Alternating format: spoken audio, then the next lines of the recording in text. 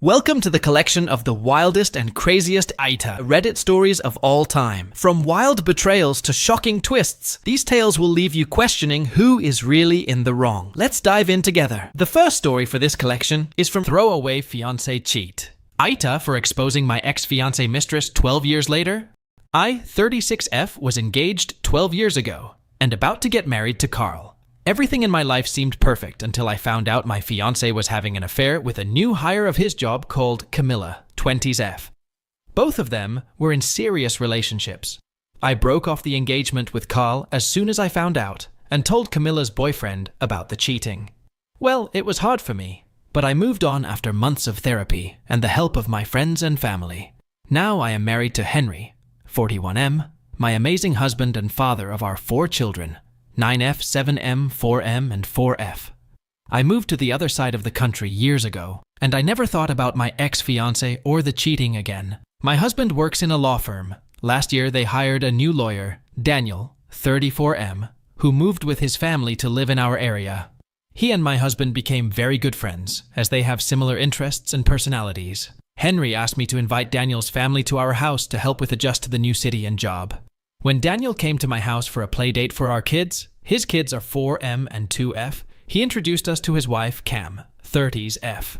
Well, Cam was Camilla. I really didn't know how to react when I recognized her. I had the impression that she also recognized me. Our husbands didn't understand why everything seemed so tense, and we pretended to not know each other and made failed attempts of small talk. After an hour, Cam made up an excuse, and her family left. Henry noticed my behavior and asked me what was happening.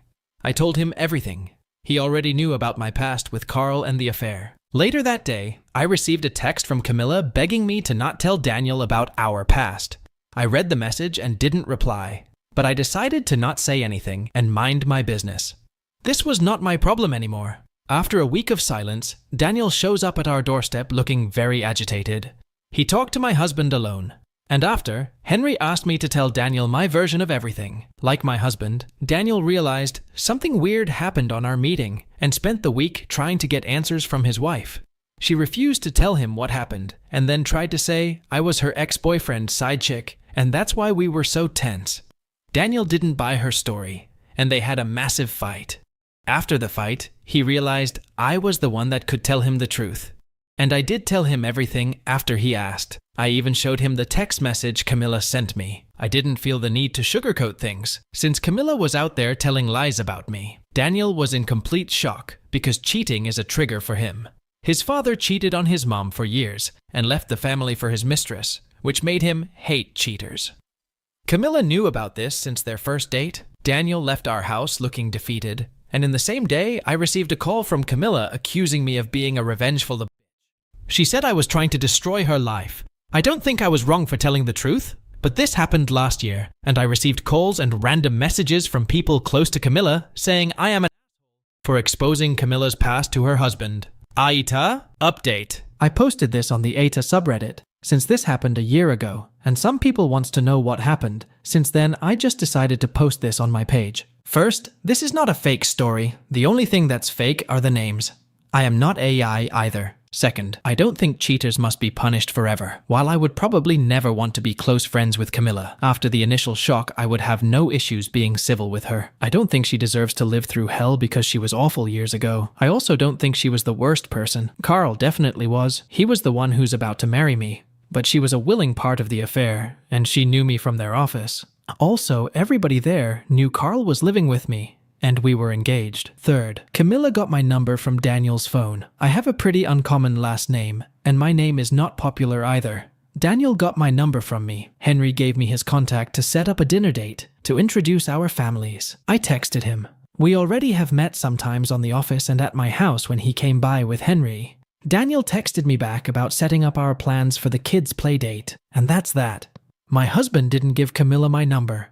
At the time this all happened, my husband had seen her just once, while at the office with Daniel. The fact that Camilla had access to her husband's phone is not weird to me. Her actions were. The update. Daniel and Camilla are not divorced. After leaving our house, Daniel stayed at a hotel for a while. Then he got back to his house and they started doing couples therapy. The harassment though, calls and texts, lasted over a month. Henry was about to send a cease and desist when he decided to talk to Daniel about this. Daniel handled it. What I know through Henry is that most of Camilla's flying monkeys didn't know the full story, and when Daniel set things straight, they stopped. Camilla emailed me months after, apologizing. I accepted her apology, but we are not close, and I don't feel like her words were genuine.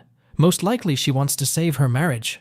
Talking about their marriage, Daniel and I talked some months after this at a party in my house, and I told him that I felt terrible for my part on their marital problems, and he reassured me. Daniel said that they were already having issues before we met. Seems like she wasn't happy about moving here and leaving her family on the other side of the country. Also, they were having money problems because their old state has a higher cost of living. Since Camilla left work after she got pregnant with their second child, they had less money, and cutting costs on their lifestyle was making them fight. The move to our state made sense because it was a better position with a good raise. I don't know much else about it, just that recently Henry told me that Daniel was depressed after a big fight they had about Thanksgiving. Camilla wanted to travel to their old state to stay with her family, and Daniel wanted to visit his mother. That lives closer. Everybody in the office knows about their fight since Daniel asked to stay at a co-worker's place. Daniel told Henry directly that he would start divorce proceedings, because on their last fight, Camilla was talking about taking the kids and moving back closer to her parents. He said that she will not have full custody of his kids. That's basically all I know, and I don't really know if Daniel will go through divorce. OP is not an AH for revealing the truth. Her ex-fiance's mistress is blaming OP for telling her boyfriend about her past relationship. OP's actions are 100% justified. She did nothing wrong, so I would rate OP 0 out of 5 on the AH scale. As for OP's ex-mistress, 3.5 out of 5. Let's now jump onto the next story from Black Girl Knickers. AITA for telling a coworker that I'll go to HR if they keep pushing the Xmas adopt a family on me. My job has adopted a family for Xmas, and there are many options to choose from to get each adult and child. The gift options have started to fly off the board. Cool, but apparently someone has noticed that I haven't been joining in the conversation about what option they chose, or what to buy a teenage boy-girl. I was asked if I chose something off the board, and I simply replied that I don't celebrate Christmas. Said coworker then said that it didn't matter if I celebrated or not, that it was a time for giving, and we should help those who can't do for themselves. Now little background on me. I grew up extremely poor, as in when these holidays came around, it was nothing but misery for my siblings and I. Thanksgiving was just normal dinner for us, unless we were forced to visit family, and we rarely got anything for Christmas. My mom felt that we needed to be around family during the holidays, so we were always forced to go over families' houses for Xmas and watch the kids have everything we never had. Some of my worst childhood memories were waking up on Christmas Day to nothing. We never had a tree or presents to put under it. Always having to hear my younger siblings cry from disappointment, and then being forced to go over a cousin's house and watch them open their gifts. Watching them get the things I always wanted and toss them aside to never look at them again. Being asked what I got for Xmas and trying to decide to lie to not embarrass my mom, or be honest and have them pity us, is not something a child should do. At some point, my mom signed us up for these Adopt a Family fire truck to bring gifts, whatever charity you could think of, just like the one my job is doing. She did for years. I know, as I was usually with her when she signed us up, and no one ever came through for us, ever. So it's safe to say that I feel some kind of way about these so-called charities, and learned a couple of things early in life, and vowed to never contribute you these things, because no one cared about me and my siblings. So why should I care for anyone else this time or year? Why should I go out of my way to help when we were never helped? People metaphorically said, my mom and her kids, so f them and their kids. So back to my coworker. I told her that these people are not my responsibility, and if she felt so strongly about it, then to grab an extra card off the board. I know I shouldn't have said that, but the anger in me just spilled over. Then replied that I didn't have to be a Grinch, to which I said, if you keep harassing me about what I chose to not celebrate, then it will become an HR issue. They dropped it after that. Now I don't feel bad for what I said, and I stand by how I feel. But honestly, it kills me how self-righteous people can be about these things. Most just do it to make themselves feel better, and think they changed a child's life with a 10 USD Walmart gift card. But I overheard some talking about the incident, and it put me in a bad light. I know I don't owe anyone an explanation, but I didn't like hearing being talked about like that without any context. AITA for how I responded? Edit. I think some people are missing the point here. My job has adopted one family, and the cards are a number of different things they want. So for the people who are saying that I'm ruining some kid's Xmas, you're wrong. They're getting stuff from everyone else, just not me. Also, Just because I choose to not donate to random strangers, like most people choose not to do, doesn't mean I don't give back in other ways. My family is my priority, and they will be provided for first and foremost, and that taught me that me and mine will never come before anyone else's own family. They didn't owe us anything, and I'm simply adopting that same mindset. Anyone else who says otherwise is lying. My nieces and nephews will never know the hurt my siblings, and I felt over the holidays. And finally, I work hard for my money, so I'm going to spend it how I like on whom I like. I just find it funny that some of you are so damn sanctimonious and hypocritical. How often do you donate, especially in this economy? Also, how often do you donate to poor children outside of the holiday season? As someone in the comments mentioned, there's more than just the holiday season that poor kids need things. OP is not an AH for setting her boundaries, and her frustration is completely justified. OP has the right to decide what she wants to do and what not.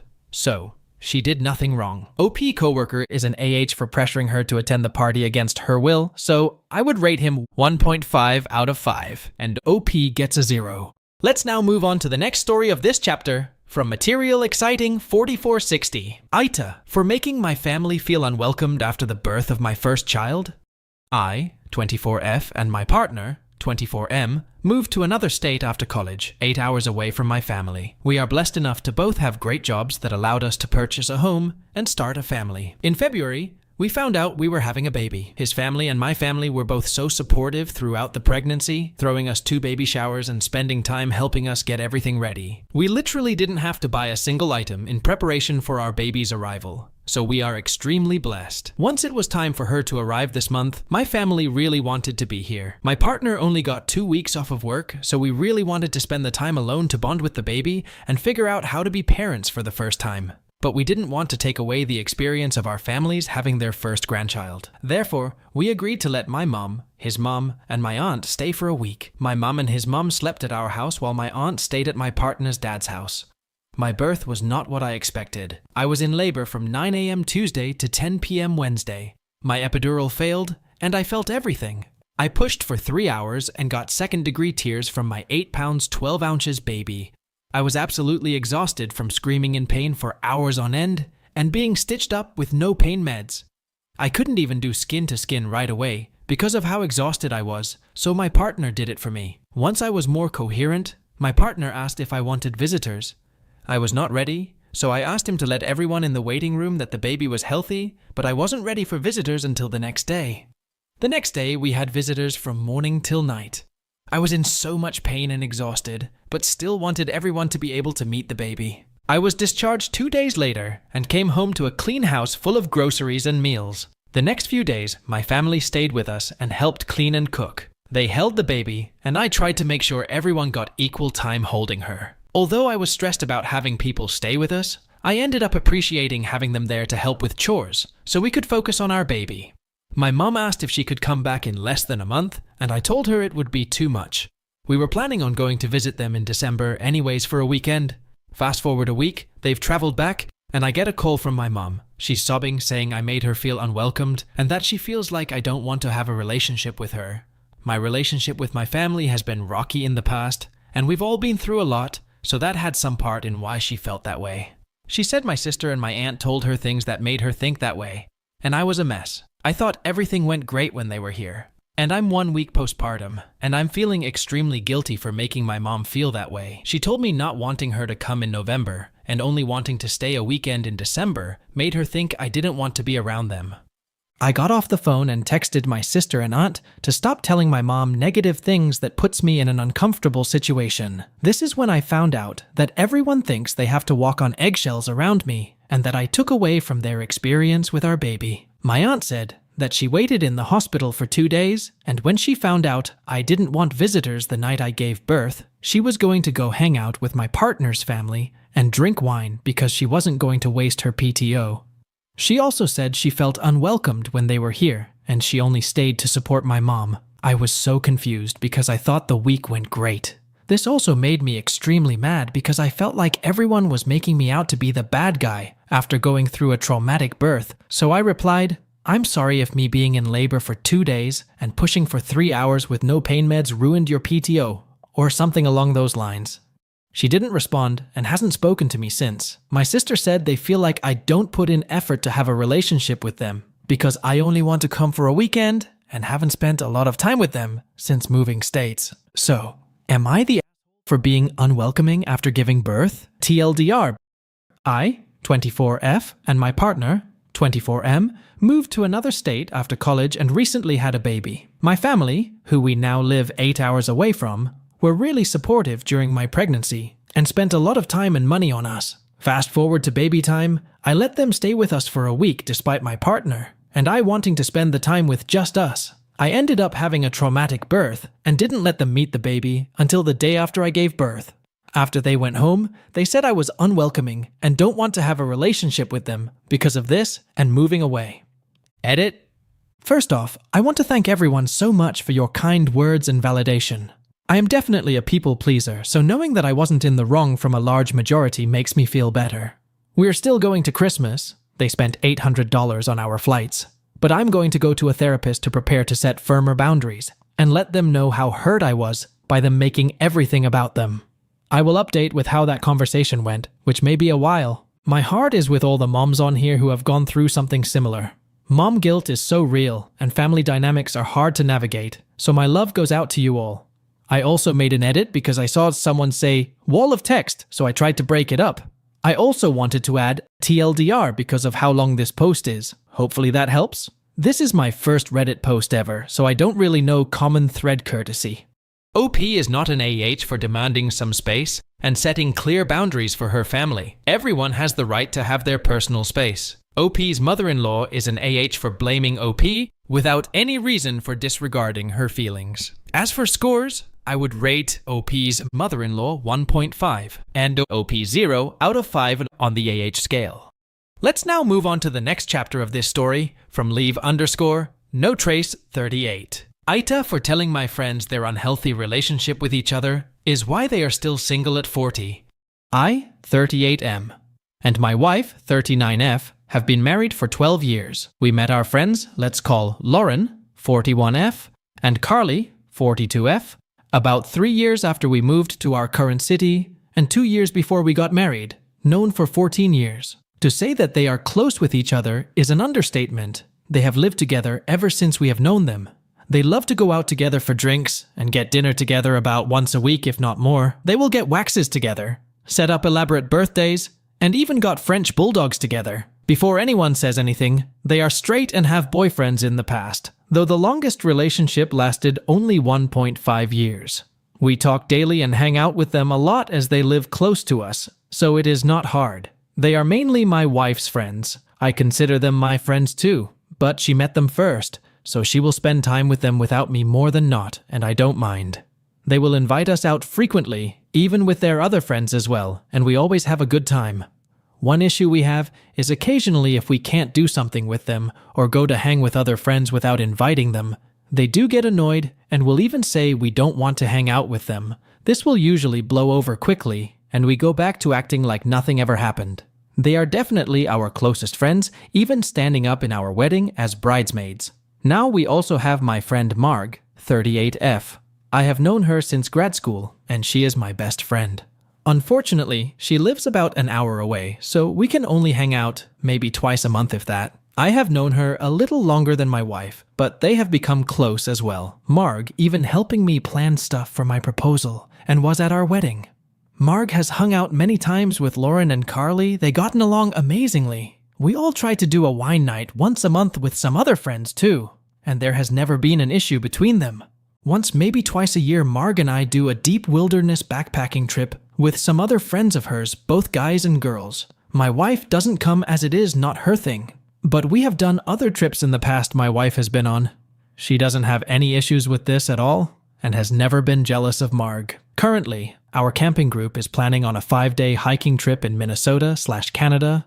We have flights booked, trails mapped, food sorted, and bags packed. Marg is spending a night before the trip, as we have an early flight, and I live close to the airport.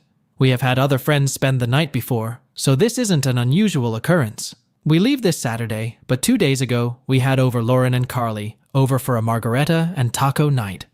All was usual. We had drinks, played a couple board games, and had dinner. However, Lauren brought up that it was weird how close I was to Marg. I responded by saying I didn't think our relationship was weird. She said guys and girls shouldn't have that close a relationship if they are just friends. I asked what she meant by that. She said, spending 5 days in the woods with your best friend is a little weird with friends of the opposite. I mentioned that we have done this for years and don't even do it that often. We aren't the only ones, and I go on more trips with my wife than I do with Marg.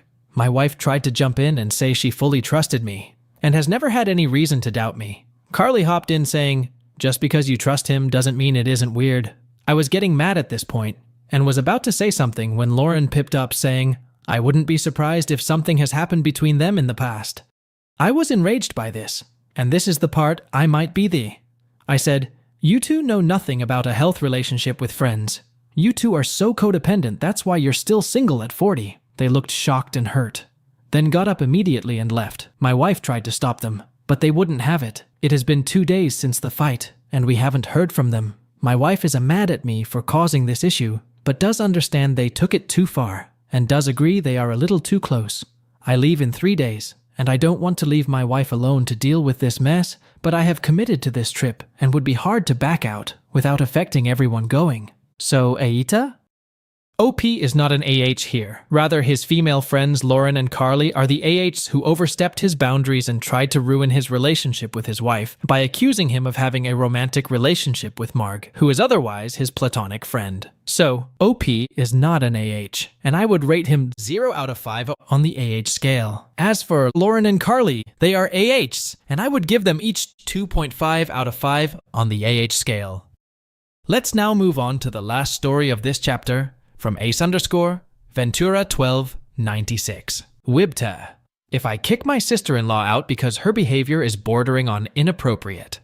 I, 38M, and wife, 34F, have been married for 7 years and have a decent partnership going on. A few months back, my wife received a call from one of her close relatives stating that their daughter, my wife's cousin, V, 21F, would be taking admission in a college in our city, and they wanted to know if she can put up with us as the rent in our city is sky high and her parents have limited funds to spare. She discussed it me and we happily agreed, as we have a 4-year-old daughter and we thought maybe it'll do her some good to have someone else in the house as well. Plus, I had met her parents a couple of times and I found them to genuinely warm people. V moved in a couple of weeks later. We had a spare bedroom, which we prepared for her, which she really liked. I helped her with all the formalities of college, and we also got a bus pass made for her so she could commute to and from the college. Initially, everything was going well. My daughter loved her aunt, and she would spend a lot of time with V. It also took some load of my wife, as being with a child 24/7 can cause a lot of stress. But after a couple of months, I started noticing weird behavior on her part. Firstly, she came home one day and announced that she had lost her bus pass and requested that I drop her to college on my way to office until she gets her pass issued again, which I thought was an honest mistake and could happen to anybody. But it was during those rides that I felt something weird was going on. First couple of days were fine, but on the 3rd day she started asking me questions about our marriage life. How did we meet? Who initiated the contact? How was the marriage going? Again, I thought she was just being curious. But then her questions started getting a bit personal. When did we do it for the first time? Do you guys still find time to have this after kids? I told her she doesn't have to worry about all that, and she should focus on her studies. Then she even had the guts to ask me if I am still attracted to my wife, as many men lose interest in their wives after a kid. Again, I brushed her off. If I asked her how her college was going, the only thing she would tell me is how all the boys keep checking her out and flirting with her. Nothing about education standards or professional studies. It took almost 3 weeks for her to get her pass renewed, which ideally takes only a day or two, and that too after I told her that I might not be able to do this daily, as I have to take a detour every day. This was just the start. I also noticed a change in her behaviors at home. She would time and again try and initiate physical contact. Like when we were sitting in the living room and watching TV, she would suddenly rest her feet on my lap, even though there was an empty 3-seater where she could have easily stretched her legs. The thing which made me suspect her behavior even more was that she would hardly talk to me in the presence of my wife. But whenever my wife was away, it felt like she was a completely different person. She even asked me for my Insta ID, and when I told her that I am not on Insta, she started showing me her pics from her Insta profile. I tried telling this to me wife, but she brushed it off as innocent banter. Now to the incident that has triggered me. My wife is visiting her parents' house for a few days along with our daughter. I usually come back from office at around 6 in the evening and head straight to the shower. Usually V comes back from her college at around 5 and sticks to her room until it's time for dinner when we all gather together. So, I reached home like always, glanced at her room and saw the door closed. I assumed she was back from college. I proceeded to take a shower before starting prep for dinner. But the moment I stepped out of the bathroom, I saw her standing in our bedroom going through my wife's wardrobe. I shrieked as I was just in a towel. She heard my voice and turned to face me with a surprised look on her face. Before I could say anything, she started explaining that her clothes were in the dryer, and she was looking for something comfy to wear in my wife's closet, and she didn't know that I was home. I told her that she can do it after I finish dressing up. She apologized again and left the room. I found her explanation a bit hard to believe as I always came back from office at the same time, and she should have known better. Later, when I called her out for dinner, I was surprised to see what she was wearing. Normally, she would always dress up in modest clothes whenever my wife was around. But today, she came out of her room wearing the tiniest of shorts I'd ever seen her wearing, coupled with a thin, strap spaghetti sort of top. She never wore something like this when my wife was around. Needless to say, the dinner was awkward. Just when I was about to convince myself in the head that I am thinking too much, she suddenly asks me, "Do you like girls in see-through clothes?" I was shocked to hear the question and asked, "What?" To which she says, "I saw quite a few see-through tops and linger in M's, my wife, closet." I didn't know what to say. I just told her that my wife buys whatever clothes she likes, and I have no role to play in clothing choice.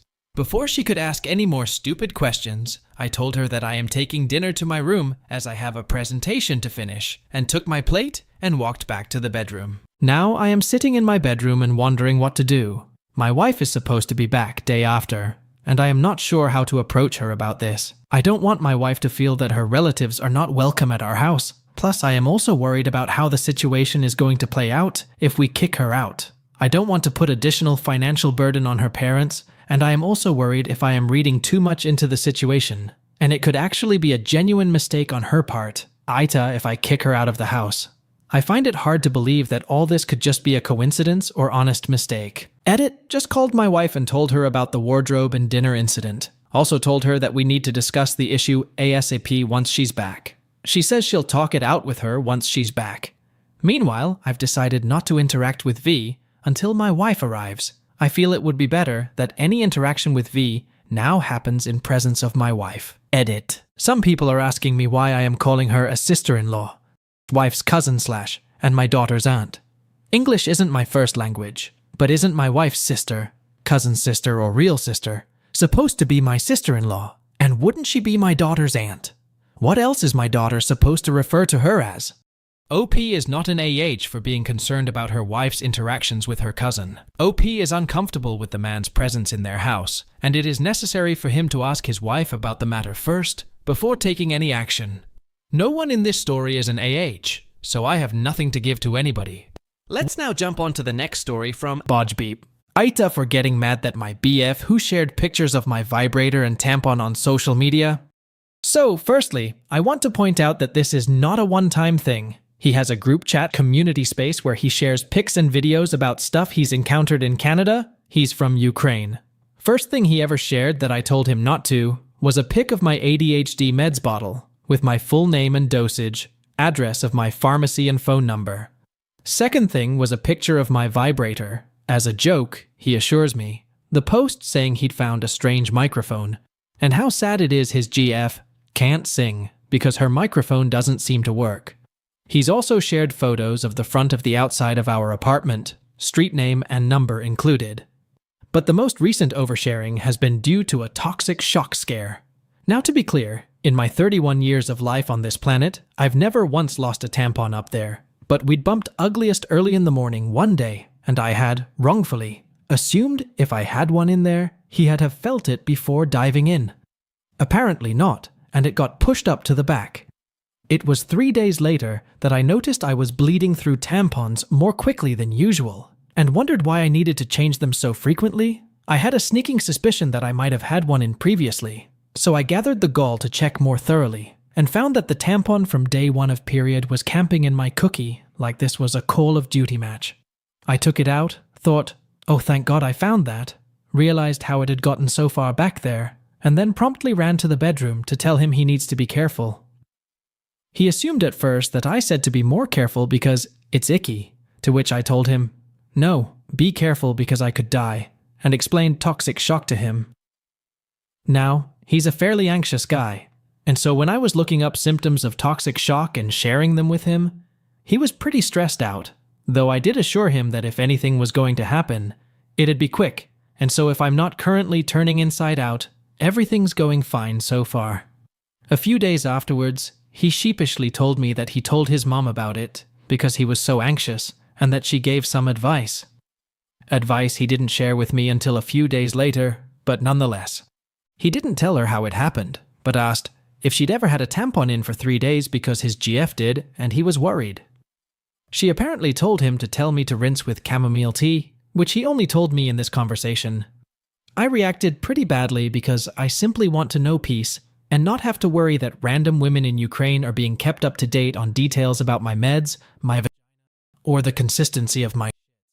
If I wanted someone to know about this, it'd be my thing to share with them.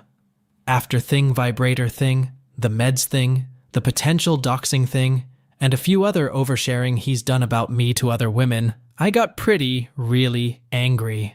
Now I won't pretend that I'm just a girl ooh woo. I know I can be pretty spooky when I'm angry, and I did yell and ask him, what the f*** is wrong with you? How am I even having to tell you not to do this? Jesus Christ, are you 9 years old? The thing is, he also told his sister, and a girl he sent memes back and forth with online for a few years. He didn't tell me this at the end of October when he told me that he'd told his mom, but instead today when he opened social media while we were watching a movie. So basically, when I overreacted to him telling me that he told his mom, he stopped and thought, oh. I also told my sister and my online friend, if my GF didn't like me telling my mom, she'll hate that, so I won't tell her that I told them too. And decided to just say nothing because in his words, being honest is a mistake.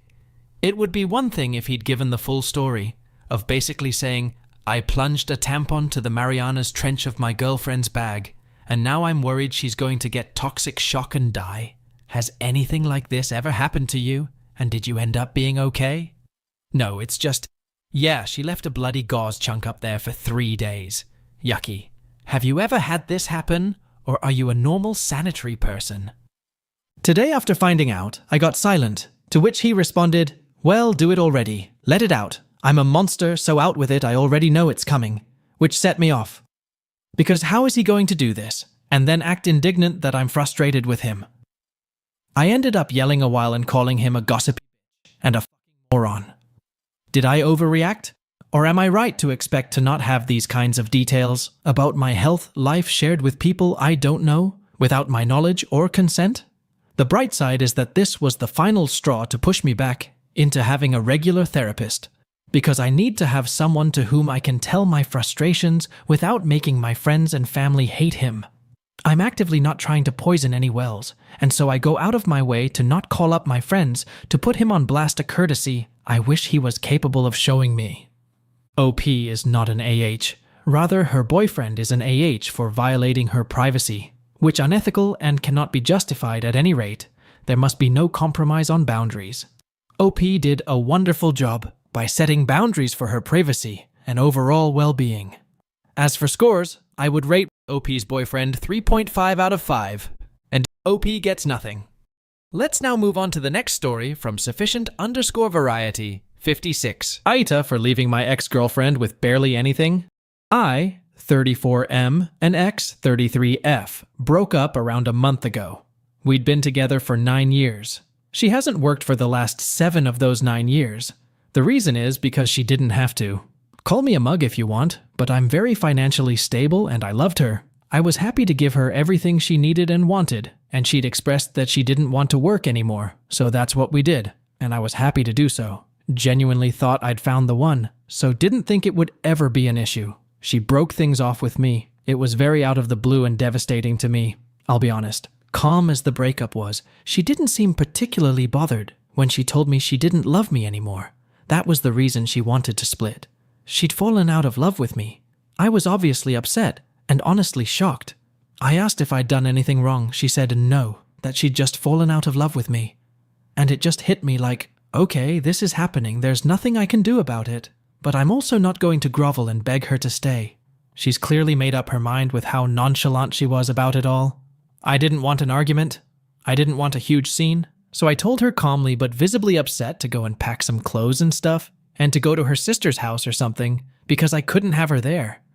In that moment, I also asked for her key to the house, and she got a little irritated by that, but did give it to me, then left.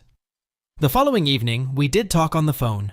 She called me, I answered, we talked, though there was nothing really to talk about. I did say to her, "So you really have made up your mind?"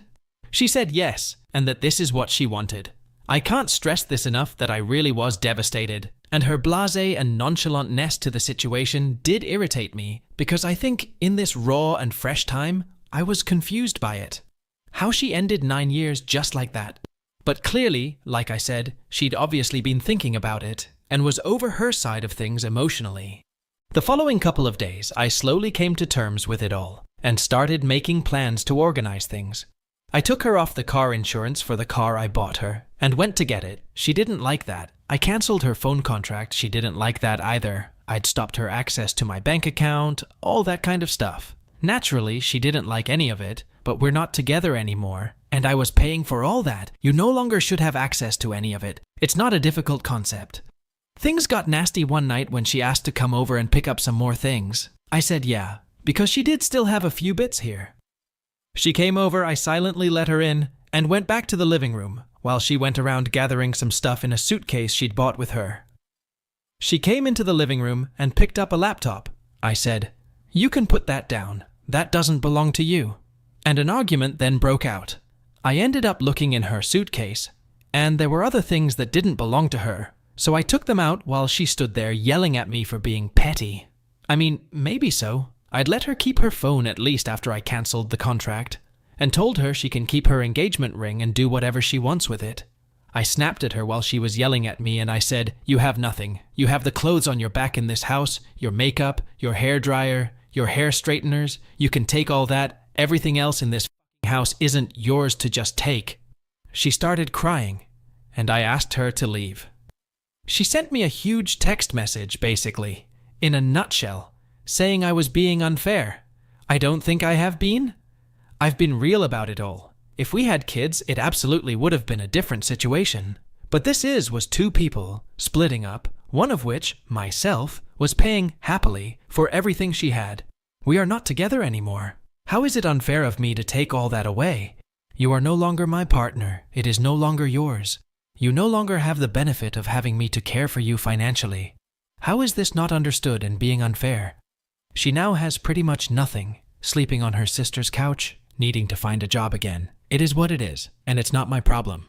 OP is not an AH for refusing let her ex-girlfriend take with her anything he had bought. His girlfriend demand is unreasonable and unjustified. Instead of OP's ex is an AH, and I would rate her 2.5 out of 5 on the AH scale. And OP gets nothing. Let's now jump on to the next story from Few-Wealth, 2441. AITA for refusing to pay for my sister's college after she threw my toddler. For context, my 34 sister, 19, has been staying with my family while she attends college because we live very close by. We were paying for everything because my husband and I make a much steadier income than either of my parents, and we have enough savings together that it just makes more sense for us to pay for my sister rather than my parents, who helped pay for both me and my husband when we were both in school. In return for charging her no rent, feeding her, and paying for college, all I occasionally ask of her is to help me with my 22-month son. It is never for longer than an hour max, and only so I can do things like cook or clean without him clinging to my leg or begging to be hugged. He adores her, so it is much easier to hand him off to her while I try to clean up. She doesn't mind because I usually pay her something like 15 USD when it's any longer than 15 minutes. Please understand, this is never, absolutely never, for longer than an hour. I understand that she has studies, and most times would rather not deal with him. But I always ask if she minds, and whenever she says she's busy or not right now, I always acquiesce and try to find some other way to handle him, usually with YouTube or something similar which I dislike, but it's better than him trying to crawl under my legs when I'm handling a hot pot or something to that effect. Something I have warned her about repeatedly is not to have necklaces, bracelets, earrings, hair clips, etc. when she's taking care of him. Anything that can be pulled or taken off. This is because he has a tendency to pull and play with them, which I know can be painful. Both me and my husband have tried repeatedly to discourage this behavior, but he is still a toddler, so of course it's challenging. He either doesn't understand or thinks our scolding is funny, and most punishments don't work either. We refuse to spank him, but you can't ground a toddler or take their things away when all they do is laugh. 2 days ago, I had to run an errand, and it had seemed inconvenient to take my son when he was taking a nap. I asked her if she could watch him while I went, and she said it was fine. It wouldn't have taken me longer than 20 minutes, which I told her. She again stated it was fine. Before I left, I noticed she was wearing one of those really thin plastic headbands. I told her it could be dangerous, especially with how thin it was, but she said that if he woke up, she'd take it off and put it out of reach. When I came back, I heard both of them screaming and my toddler wailing. I saw my sister holding her ear and yelling at my toddler son, while he laid on the floor crying. I was furious. I grabbed him, and I saw that his head was bleeding. I immediately assumed the worst and called 911 and an ambulance.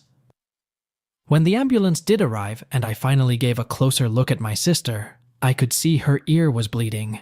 Both of them were sent to the hospital. Apparently, what had happened was that my son had woke up after I left. The two of them were playing together on the couch when she got distracted by something on her phone. When she looked away, my son took her headband and poked it into her ear.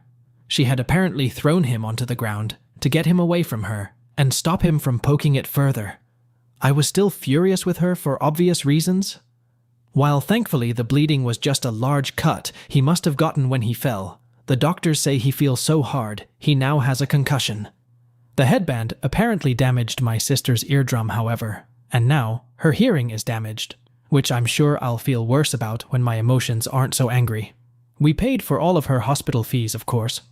Obviously, my husband and I told her under no uncertain terms that she was going to move out and that we will no longer be paying for her schooling after this semester is complete, but we will not be pressing charges or pursuing legal action, which the paramedics had explained we could do. The problem is that now, several family members are saying we are treating her too harsh. My parents are saying that we should forgive her because it had been an accident, and that I shouldn't have trusted her with my son to begin with since he isn't her responsibility. But if she didn't want to take care of him, she could have said so. It's not like she's an irresponsible teenager. She is a grown adult capable of, say, restraining a toddler if they grab something they shouldn't. I do not think I am the asshole at all, but literally everyone in my life is acting like I am for expecting my sister to do the bare basics of keeping my son safe when I ask her to. ETA some info now that I'm calmer. We were only going to be paying for 2 years of schooling, which my parents did for me. Paying for all 5 years would be unfeasible. Regarding food, I tend to cook in big batches anyways, so it's not much trouble for her to eat with us as well. Rent is similar, we have a guest room, and as long as she keeps her area clean and cleans up after herself, there's no relative issue as well. The only reason I paid her to take care of my son anytime she babysat longer than 15 minutes is because her classes require a lot of time and energy. This was something I could sympathize with, so I offered to pay her $15 if she could take care of him while I handled the house, since my husband has always been someone who disliked clutter. These are all things I wouldn't have done if they weren't somewhat possible. Edit. To answer some common questions, I want to be clear, I do discipline him. When he does things he is not supposed to, we redirect him, we scold him, we tell him what he is doing is wrong, we take away what he was throwing, etc. There really isn't much more we can do, aside from spanking, which neither me nor my husband would ever allow. According to the doctors at the hospital, thankfully my sister's eardrum should heal within the next 2 to 3 months, as it was only a minor tear. The doctor also stated that my son should heal as well within the next 4 weeks. So far, I still have not spoken to her since telling her to move out, but according to my parents, she has been extremely remorseful since the incident, and says that she feels horrible about what happened. I still don't think I'm ready to talk to her without letting my anger get the better of me, so a meeting between us isn't likely to happen anytime soon. OP is not an AH for protecting his son. Her harsh behavior towards her sister is 100% justified. Her sister is an AH for putting his son in danger. So, I would rate the OP's sister 2.5 out of 5 on the AH scale, and OP gets 0. Let's now move on to the next story from full_technician_4592 AITA for asking my MIL how many of my husband's soccer games she went to after she insulted me for taking time off work to be with my kids. 37F, I'm married and a mom of 3, 7M, 3F, and 1F. I'm an attorney and have always worked hard and taken my career seriously. I never thought I'd want to take time away from work, but before I had my youngest daughter, I was feeling burnt out from working nonstop and also taking care of 2 young children. I was always tired when I was with my kids and hardly had any time to spend with them during the week. My husband and I spoke about it and agreed it would be the best thing for our family for me to take some time off work. I don't see myself doing this for more than a few years, and I plan on going back to work once my youngest starts kindergarten. I feel incredibly fortunate that I have the financial ability to spend the extra time with my kids when they're so little. I know I won't get this time with them back, and that I'll have the rest of my life to focus on my career. Everyone has been supportive of this decision except for my MIL. My MIL is also an attorney, and she's incredibly driven and well known in our city. I know she was very happy I ended up with her son, and I think it's in large part because she respects women who are ambitious and passionate about their careers. I've heard her talk negatively about stay-at-home moms over the years. Specifically, she thinks they're boring, putting themselves in a position to be taken advantage of, and setting poor examples for their daughters. She also thinks men who want to be with stay-at-home moms are insecure and just want someone they can control. So obviously, she didn't seem pleased when we told her about my plan to take some time off work, but she's kept her mouth shut for the most part. Things changed last night when we had her and my file over for dinner. I cooked, and my MIL joked that she never thought she'd live to see the day when I prepared a home-cooked meal. I said I have a bit more time on my hands now, and I actually enjoy it. She said she's glad I'm putting my law school education to good use. I asked what she meant, and my MIL said she didn't understand my new phase. She said I spent so much time and money getting my education, and it seems like a waste to be home cooking instead of taking advantage of my skills. She also said I seem unhappy, and thinks it's because I'm home all day instead of developing myself. I told my MIL I'm incredibly happy, and she said I'm lying to myself and not setting the best example possible for my little girls. She says it's important to show them they can work hard and also be great mothers. She even said I'm teaching them it's okay to depend on a man and waste their potential. She then said that her mom was brilliant and never had the opportunity to have a career because of the era she was born into, and it makes her sad to see me throw away a life that her mother and so many other women would have killed for. My husband jumped in and said I'm not dependent on him, since I have a great education and resume, and I can go back to work at any time. He also said that I've been working 70 to 80 hours per week since I was 26, and there's nothing wrong with me taking some time off to be with our kids when they're young. My MIL then asked my husband if he put me up to this, and said she raised him better than that. My MIL said, I'm too talented and smart to be home, and that she hardly recognizes the ambitious and passionate 20-year-old that she first met. I started crying and told my MIL that I feel good about my decision, and don't appreciate her giving me unsolicited advice. I said that I love my career, but my kids are the most important thing to me, and I want to be a more involved mom than I was before. My MIL asked why I can't work and be involved with them, and I said it's just harder and I felt I was missing out on their lives before. She asked if I think women who work are missing out on their kids' lives, and I said women who work as much as I did certainly miss out on parts of their lives and don't have as much time to be with their kids. My MIL said that she didn't miss out on her son's life, and I asked how many of his soccer games she went to. My husband was a college soccer player, and he's told me in the past that his parents never went to his games when he was little, and that he always had to carpool with teammates. He's also told me that his mom is a great adult mom since she's interested in his life and gives great advice, but she wasn't as interested in him when he was a young kid.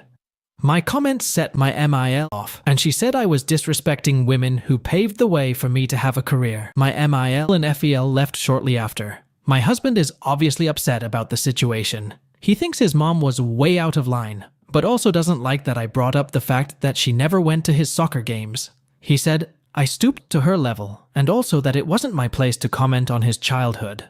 My husband feels horrible about the situation and has apologized for his mom's judgmental comments, but desperately wants us to work it out. He wants us to sit down for coffee and apologize to each other, but I'm not ready. AITA for my comments, and do I owe my Mill an apology? OP is not an AH for prioritizing his family. Her mother-in-law is an AH for always criticizing OP for not continuing her career and choosing family time. OP has the right to do whatever she wants to do. So her behavior towards her mother-in-law's criticism is completely justified. As for scores, I would rate OP's mother-in-law 2 out of 5. And OP gets 0 out of 5 on the AH scale.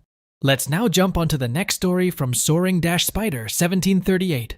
Am I the for wanting to put some distance between me and my mother, and possibly in the future go little to no contact? I, 18 female, grew up in a household with 2 younger parents. My grandparents raised me part-time while my mom, R, finished college and started her new job at 21, and my father, H, 19, 20 at the time, worked overnights. I didn't see my parent as often as I would have liked during early childhood. Still, they did what they needed to do to provide for me, and for that, I'm forever grateful. Growing up, I admired my mom. She was my biggest role model, and she inspired me. In my eyes, she was my hero, but she was also my first bully. Everyone loves my mom. They say she's independent, hard-headed, and in some cases intimidating. I love her, but she's incredibly mean, plain and simple. My mom would comment on my weight and my appearance, often telling me I needed to watch what I ate, and I needed to always look put together. My mom was always tough on me about my grades, often telling me I needed to be better and try harder.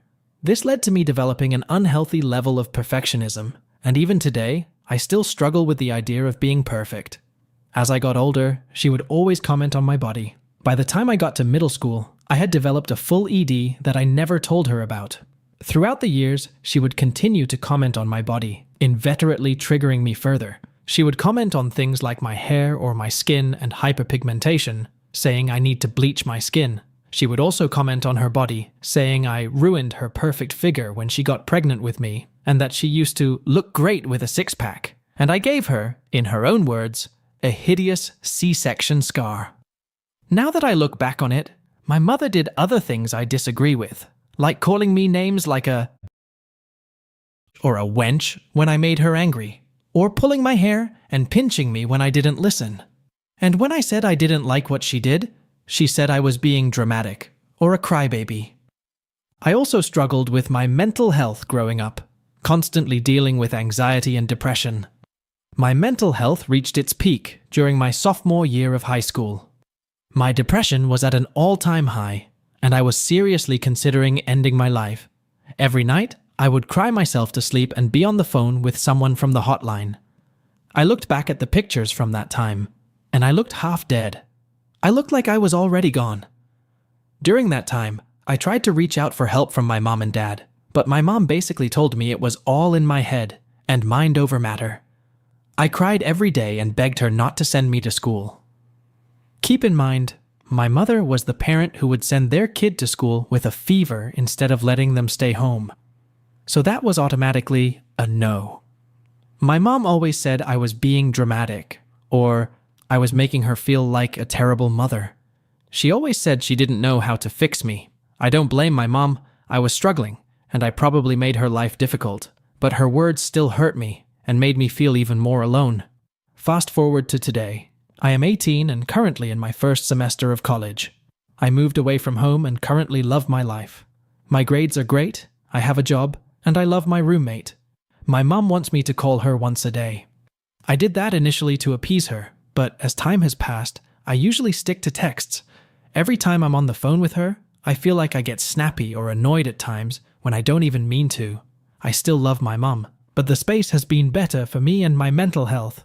Even when we are on the phone, she finds ways to make passive comments asking when I'm going to go to the gym, or if I'm done rotting in bed and being lazy. I still love my mom and care about her opinion, but my life away has made me realize that space is good. As I'm getting closer to winter break, I know I don't want to go home. I'm even already stressing about summer break and trying to find internships or jobs to keep me out of the house. While I love my parents, my mom is someone I fear becoming in the future. I have my mother's eyes and her anger that haunts me every day. Once I finish undergrad, I hope to go to grad school and never look back. But I feel guilty for feeling like this. I know my mom still loves me, just in her own way. I don't know what to do or how to feel. I hate feeling like this because I feel like I discredit all her love for me. Does anyone have any advice? So, am I the asshole for wanting to put some distance between me and my mother, and possibly in the future, go little to no contact? OP is not an AH for wanting to maintain distance from her mom who always bullied her and ruined her peace of mind. OP's decision to set his boundaries is completely justified.